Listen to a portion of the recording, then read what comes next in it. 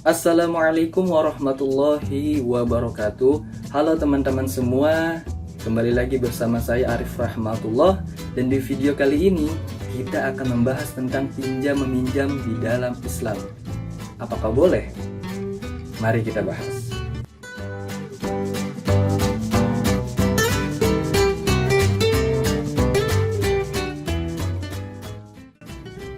Oke, di sini saya mengambil materi tentang pinjam meminjam dari buku terbitan Erlangga, teman-teman. Nah, ini adalah bukunya, yaitu buku Pendidikan Agama Islam untuk kelas 2, teman-teman. Nah, di video kali ini saya akan membahas tentang pinjam meminjam. Akan saya bagi menjadi 4 bagian, teman-teman. Yang pertama adalah pengertian pinjam meminjam. Yang kedua adalah hukum pinjam meminjam. Yang ketiga adalah rukun pinjam meminjam. Dan yang keempat adalah kewajiban pinjam meminjam, teman-teman. Oke, dari yang pertama akan kita bahas, yaitu apa sih pengertian dari pinjam meminjam. Pinjam meminjam di dalam bahasa Arab itu disebut dengan ariyah. Secara bahasa, ariyah ini adalah artinya pinjaman, teman-teman.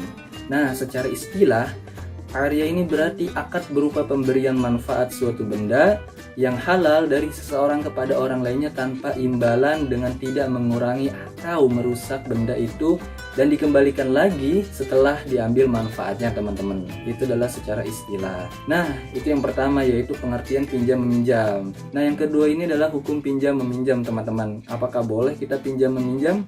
Nah, ternyata hukum pinjam meminjam ini adalah sunnah, teman-teman. Sama halnya dengan tolong menolong. Tapi hukum ini bisa berubah menjadi wajib ketika keadaan benar-benar mendesak, teman-teman, atau ketika keadaannya berubah. Contohnya gini, teman-teman, kalau misalkan kita punya tetangga dan juga tetangga itu ternyata lagi sakit keras dan harus segera dibawa ke rumah sakit, dan tetangga itu meminjam mobil kepada kita, ketika itu pula hukum pinjam meminjam menjadi wajib, teman-teman, sebab membantu yang membutuhkan itu lebih utama, teman-teman. Nah, hukum pinjam meminjam ini juga bisa berubah menjadi haram, teman-teman, atau haram apabila kita meminjamkan sesuatu untuk mengerjakan sesuatu yang haram. Contohnya, jika kita meminjamkan sebuah pisau kepada orang lain digunakan untuk mencelakai orang lain, maka jatuhnya tetap haram, teman-teman. Nah, jadi hukumnya tergantung pada situasinya ya, teman-teman. Nah, yang ketiga adalah rukun pinjam meminjam, teman-teman. Nah, rukun pinjam meminjam ini ada 4, teman-teman. Yang pertama, orang yang meminjamkan itu diharuskan atau disyaratkan berhak berbuat kebaikan tanpa ada yang menghalangi, teman-teman. Nah, contohnya gini, teman-teman, kita tidak boleh memaksa orang lain untuk meminjamkan barangnya kepada kita. Nah, yang kedua adalah barang yang dipinjamkan itu milik pribadi, teman-teman, atau yang menjadi tanggung jawab dari orang tersebut. Tidak boleh kita meminjamkan barang yang bukan milik kita atau yang bukan tanggung jawab kita, teman-teman. Nah, yang selanjutnya adalah orang yang meminjam itu disyaratkan yaitu berhak menerima kebaikan.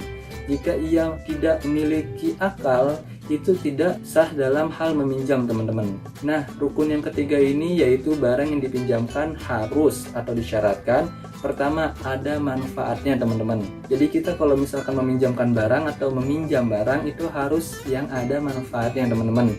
Nah, selanjutnya adalah barang itu tidak berkurang zatnya. Contohnya seperti makanan, teman-teman.